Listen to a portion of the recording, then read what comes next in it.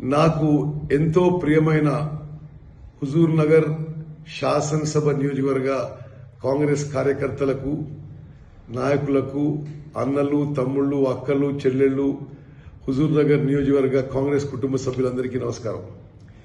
21 ఏప్రిల్న సాయంత్రం 5:30 గంటలకి హుజూర్ నగర్ పట్టణంలో రాజీవ్ ప్రాంగణంలో ఈ పార్లమెంట్ ఎన్నికల సందర్భంగా ఎన్నికల ప్రచార సభ నిర్వహిస్తున్నాము.